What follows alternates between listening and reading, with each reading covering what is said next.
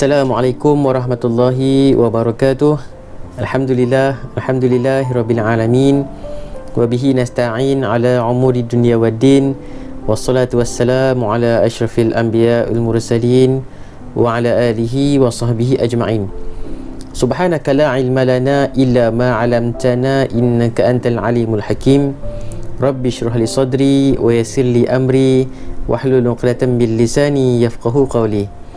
Alhamdulillah, marilah sama-sama kita merafakkan setinggi-tinggi kesyukuran kita kepada Allah Subhanahu wa taala atas segala limpah rahmat kurniaannya, keizinan dan peluang dapat sama-sama kita kembali bersiaran secara maya bersama dengan Ustaz Rohisham Abidin untuk sama-sama kita meneruskan perjuangan dalam pengajian kita. Dan mungkin ada yang baru pertama kali berada bersama di channel Rohisham Abidin. Ahlan wa sahlan wa marhaban bikum. Selamat datang kita nak ucapkan. Dan Alhamdulillah, pada hari ini kita akan terus dengan pengajian kita bersama dengan abang-abang, kakak-kakak tingkatan 5 kita. Abang-abang semua bukan dalam keadaan yang sihat walafiat. Alright, jom kita teruskan dengan tajuk yang akan kita pelajari pada hari ini, yang mana kita akan sama-sama menyentuh pada pelajaran yang ke-14, iaitu tajuknya pengurusan harta selepas kematian. Kita akan pergi dulu pada tajuk wasiat dalam Islam. Okey, jadi insya-Allah kita akan teruskan pengajian kita pada hari ini. Dengan pertama, kita seperti biasa duduk kita dalam keadaan yang tertib dan tenang, dalam keadaan yang paling seronok untuk dapatkan ilmu, dan kita terus dengan baca Ummul Quran, Al-Fatihah, dan juga kita selawat kepada Nabi sallallahu alaihi wasallam. Al-Fatihah. A'udzubillahi minasyaitonirrajim. Bismillahirrahmanirrahim. Alhamdulillahirabbil alamin. Arrahmanirrahim. Maliki yaumiddin. إياك نعبد وإياك نستعين اهدنا الصراط المستقيم صراط الذين أنعمت عليهم غير المغضوب عليهم ولا الضالين اللهم صل على محمد وعلى آله وصحبه وبارك وسلم اللهم صل على سيدنا محمد وعلى آله وصحبه وبارك وسلم Allahumma salli ala Sayyidina Muhammad wa ala alihi wa sahbihi wa barik wa sallim. Seterusnya, kita sama-sama doa untuk memudahkan urusan kita mengaji pada hari ini dengan doa penerang hati. Bismillahirrahmanirrahim. Allahumma ftah alaina hikmataka wa anshur alaina min khazaini rahmatika ya arhamar rahimin. Rabbi Allahumma zidna ilman warzuqna fahman. Allahumma najihna fil imtihan. Allahumma najihna fil imtihan. Allahumma najihna fil imtihan. Sallallahu alaihi Muhammad wa ala alihi wasallam. Alhamdulillahirabbil alamin. Okey, pastikan semua peralatan yang sesuai untuk pembelajaran telah dipersiapkan, dan kita ikhlaskan hati untuk belajar kita, dan jom kita terus dengan pelajaran pada hari ini, bidang fiqah. Bidang fiqah, buku teks 137 hingga 142 dalam pelajaran ke-14, pengurusan harta selepas kematian, tingkatan 5. Masya-Allah. Jadi abang-abang, kakak-kakak yang mana akan berjuang dalam SPM nanti, jadi boleh kita sama-sama belajar pada tajuk yang pertama dulu. Ini pertama, iaitu wasiat dalam Islam. Kita pergi dulu yang pertama, iaitu dengan maksud, hukum dan dalil wasiat. Okey, kita pergi dulu untuk mengetahui apakah yang dimaksudkan dengan wasiat itu sendiri. Abang-abang, kakak biasa dengar pasal wasiat? Ustaz yakin percaya biasa dengar ni. Dan kita familiar dan kita tahu sebenarnya konsep wasiat ni macam mana. Tapi untuk tajuk pada kali ini, kita akan lebih mengetahui secara lebih mendalam apa yang dimaksudkan dengan wasiat, dan insya-Allah kita akan berhadapan ataupun kita akan mengamalkan konsep wasiat ini dalam kehidupan kita. Baik, kita pergi dulu yang pertama, iaitu maksud wasiat. Apakah yang dimaksudkan dengan wasiat? Iaitu ikrar yang dibuat oleh seseorang semasa hidup. Dekat tu yang pertama sekali, iaitu ikrar yang dibuat oleh seseorang semasa hidup. Ikrar apa ni? Untuk mengagihkan harta selepas kematiannya. 2. Menurut hukum syarak. 3. Maknanya ada berapa poin situ? 3 poin. Yang pertama, ikrar yang dibuat oleh seseorang semasa hidup. Dapat?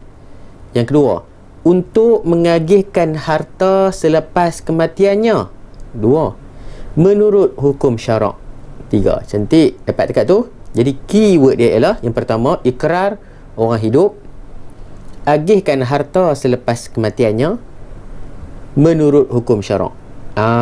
Pendek kata macam itulah. Alright, cantik. Jadi kita dah tahu maksud. Sekarang kita pergi kepada hukum. Apakah ini dihukumkan kepada konsep wasiat ini dalam Islam, iaitu hukumnya sunat. Buat dapat pahala, tak buat rugilah. Tak buat tak dapat apa-apa, jadi rugilah kalau tak buat. InsyaAllah kalau ada harta, kita boleh laksanakan wasiat ini, jadi boleh kita laksanakan.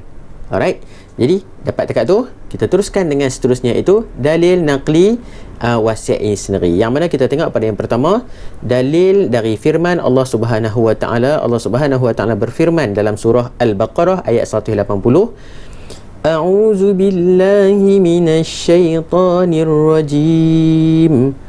Kutiba alaikum iza hadara ahadakumul maut in taraka khairanil wasiyah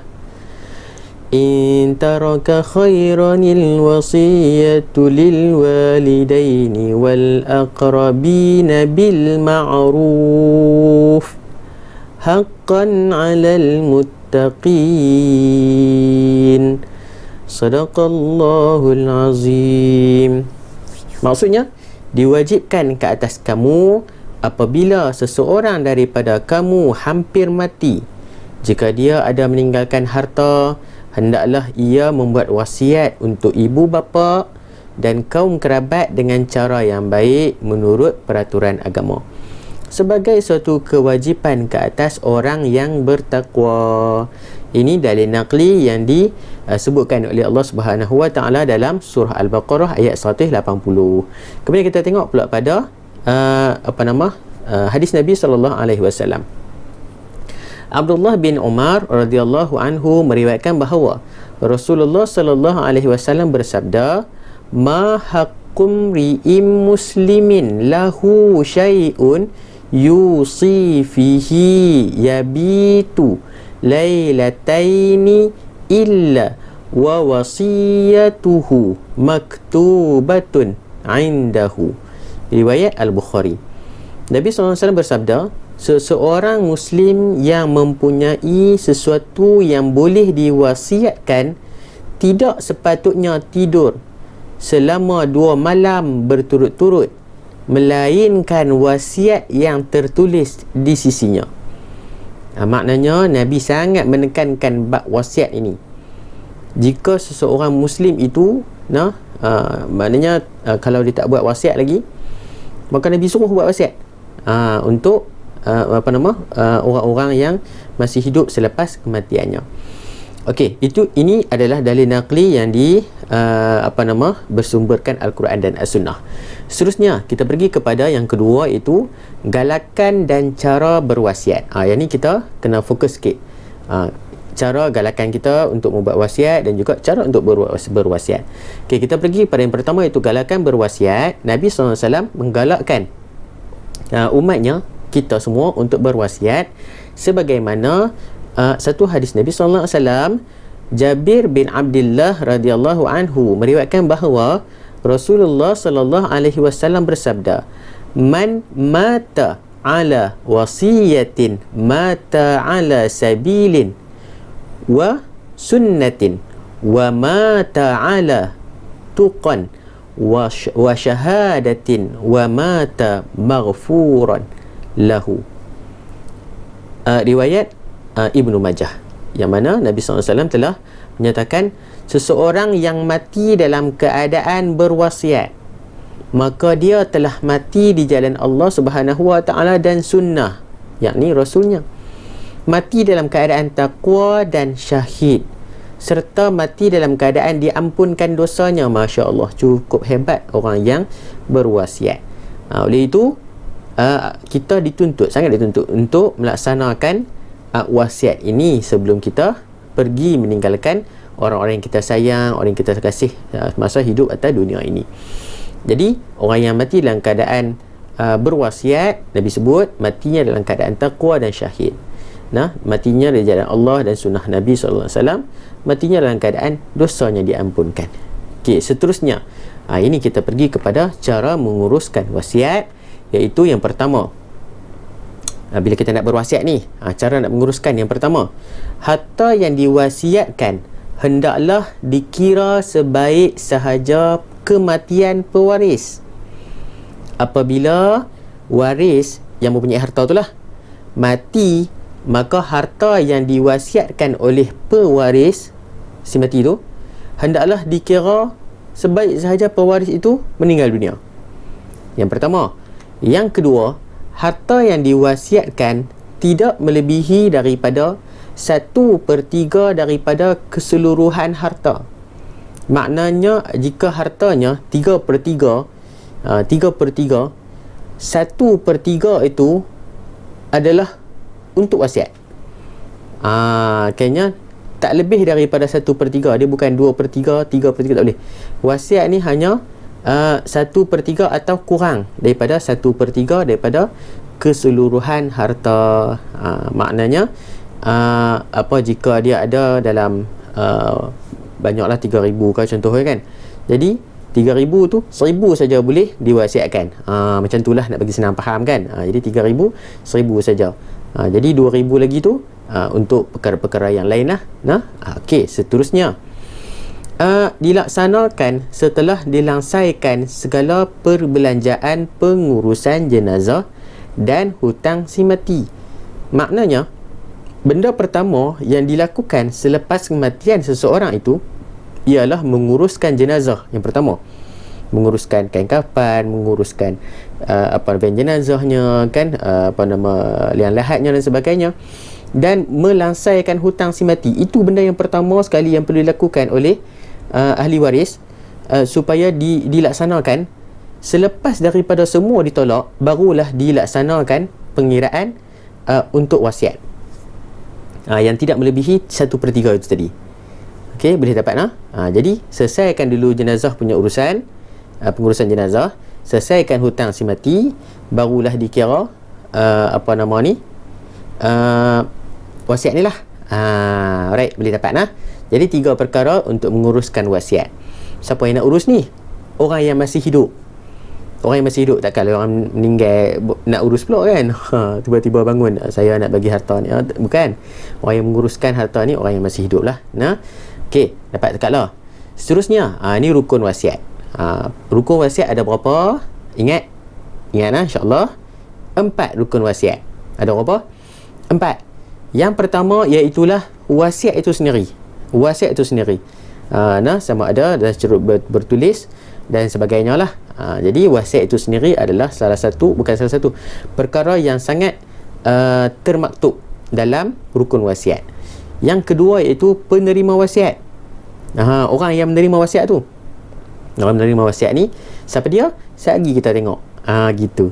Seterusnya, harta yang diwasiatkan. Dah ada orang yang menerima wasiat, mestilah ada harta yang diwasiatkan. Dan yang keempat, semestinya pewasiat itu sendiri. Jadi inilah 4 rukun wasiat yang perlu untuk dilaksanakan bagi mengesahkan melaksanakan wasiat tersebut. Cuma untuk wasiat ni kita ada tambahan, iaitu ijab dan qabul. Lafaz ijab dan qabul yang telah dilaksanakan. Okey. Jadi inilah rukun wasiat yang kita perlu tahu untuk melaksanakan wasiat ini sendiri. Okey, seterusnya kita pergi kepada syarat sah wasiat. Kita pergi yang pertama, iaitu pewasiat dulu. Pewasiat ni siapa dia? Orang yang menerima, orang yang mewasiatkan tu. Orang yang mewasiatkan, orang yang ada harta dan sebagainya itu, dia mewasiatkan hartanya, mestilah orang yang berakal. Masa hidup dia tu berakal. Tidak sah wasiat bagi orang yang gila. Orang gila walaupun dia hidup tapi dia gila, dia sah tak nak mewasiatkan? Dia tak sah. Sebab dia tak boleh dia berfikir secara waras. Yang pertama, berakal.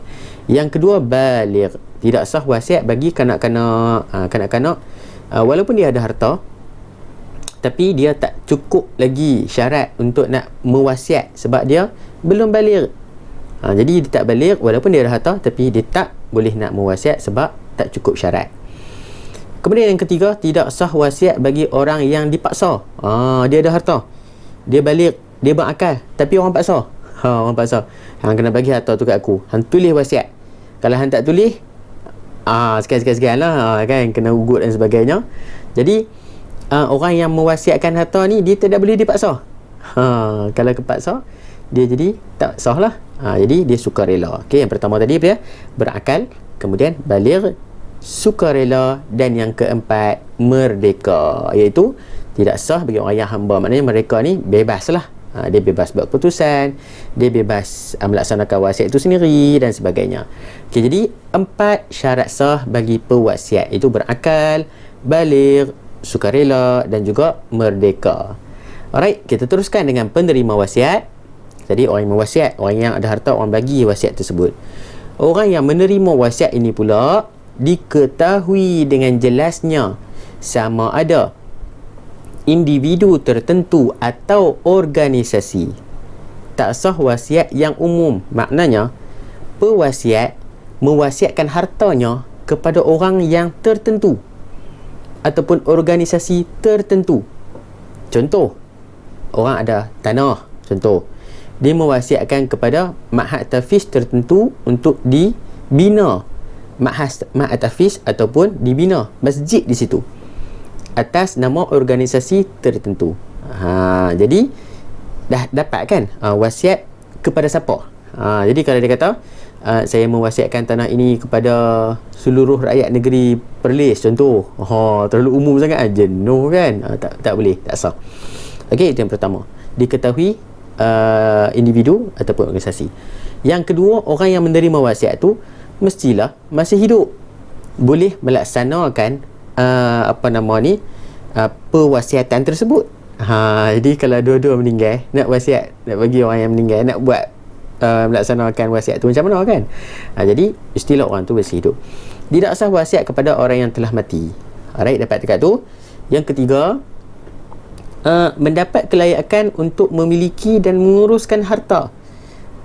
Jika diberi kepada orang yang tak ada kelayakan, contoh macam gila ke, ataupun orang yang tidak berakal, orang tidak berakal ataupun tidak baligh dan sebagainya, tak layak lah untuk memiliki harta ni, tak layak untuk menguruskan harta, maka tak sah. Dia tidak sah wasiat kepada janin. Janin dalam kandungan yang belum dilahirkan. Saya mewasiatkan harta ini, tanah ini kepada anak yang duduk dalam kandungan mak dia, contoh kan, tak sah. Jadi nak sah ni macam mana? Orang yang layak untuk memiliki dan menguruskan harta. Boleh dekat tu. Jadi 3 syarat untuk penerima wasiat: individu ataupun organisasi masih hidup dan juga ada kelayakan memiliki dan juga menguruskan harta. Seterusnya kita tengok pada harta yang diwasiatkan. Tadi pewasiat, kemudian orang yang menerima wasiat tersebut, kemudian harta pula. Harta yang diwasiatkan mestilah harta yang bernilai. Ni harta yang tak ada nilai tak boleh. Harta yang orang kata dah lama, dah busuk, dah kusam dan rosak dan sebagainya, tak ada harta, tak ada nilai kan, tidak sah. Jadi harta yang bernilai adalah harta yang termasuk dalam syarat sah wasiat. Kemudian harta yang boleh dipindah milik, asalnya milik pewaris, pewasiat. Kemudian dia nak wasiatkan kepada orang yang lain, jadi boleh dipindah milik ke atas orang yang menerima wasiat tersebut. Jadi boleh dipindah milik. Jadi kalau dia ada harta, katanya lah kan, dia tanah dia, tapi tak ada grant, contoh kan, tak ada grant, jadi nak pindah milik ni tak boleh, tak ada, sebab hitam putih tak ada. Jadi tidak mampu untuk nak melepasi syarat sah wasiat pada harta ni, iaitu tidak boleh dipindah milik. Jadi tak sah juga. Boleh nah. Kemudian yang kedua, yang ketiga, harta yang harus dan bukan sesuatu yang haram. Ni mewasiatkan apa benda yang haram kan, apa benda yang tak elok lah. Mewasiatkan gudang arak ini, contoh kan, mewasiatkan kilang arak ini kepada anak saya, kepada sekian organisasi, tak boleh, sebab dia adalah sesuatu yang haram. Jadi yang harus sahaja yang dibenarkan untuk harta yang diwasiatkan. Okey, boleh cakap tu? Boleh. Jadi kita ulang balik, harta yang diwasiatkan ada beberapa jenis, syarat dia 3. Bernilai, boleh pindah milik dan juga harus. Harus, bukan sesuatu yang haram. Okey. Dan yang last sekali iaitu wasiat itu sendiri. Lafaz wasiat boleh digunakan sama ada jelas atau kiasan. Lafaz ni maknanya orang yang mewasiatkan tu dia melafazkan perkataan wasiat kepada sekian-sekian organisasi ataupun individu, sama ada secara jelas ataupun kiasan. Contohnya, sekejap kita tengok. Sekejap kita tengok. Okey, seterusnya, penerimaan wasiat berlaku selepas kematian pewasiat. Maknanya, walaupun orang tersebut tahu bahawa pewasiat mewasiatkan hartanya kepada penerima wasiat, tapi pindah milik wasiat itu tidak akan berlaku selagi mana pewasiat itu masih hidup. Maksudnya, pewasiat itu telah pun meninggal dunia, barulah proses wasiat ini berjalan. Cuma pada peringkat awal, iaitulah di sudut wasiat ini yang akan bermula, iaitu lafaz, adanya kontrak, maksudnya hitam putih lah, dan sebagainya. Jadi penerimaan itu berlaku selepas daripada kematian pewasiat. Boleh takat tu? Boleh bayang macam mana cerita dia? Boleh InsyaAllah. Seterusnya kita tengok pada spektrum ilmu sikit ni, kita nak tengok tadi ni contoh lafaz wasiat ni, ada jelas dan juga ada kiasan. Contoh lafaz yang jelas iaitulah, aku berwasiat rumahku kepada Zaim selepas aku mati. Jelas, cakap jelas, aku wasiat. Wasiat tu, perkataan wasiat tu jelas. Wasiat apa? Rumah ada nilai? Ada. Boleh pindah milik? Boleh. Kan? Jadi benda yang haram ke ada? Harus. Jadi boleh lah tu. Jadi rumah adalah salah satu contoh lah. Bagi kepada Zaim selepas aku mati. Itu contoh jelas. Lafaz jelas. Lafaz cara kiasan pula. Kita pun tahu kiasan ni berlapik-lapik kan, berkiah-kiah. Contohnya kata apa? Hartaku ini untuk Zahid. Dia kata, dia tak kata harta ini aku wasiatkan kepada Zahid. Dia tak kata, dia tahu aku nak bagi harta ni kat Zahid lah. Lebih kurang macam tu, berserta dengan niat pewasiat lah, dengan niat wasiat. Jadi dua lafaz yang boleh orang kata sahkan satu perjalanan wasiat ini berjalan dengan sempurna, iaitu lafaz jelas dan lafaz kiasan. Okey, pembahagian harta wasiat.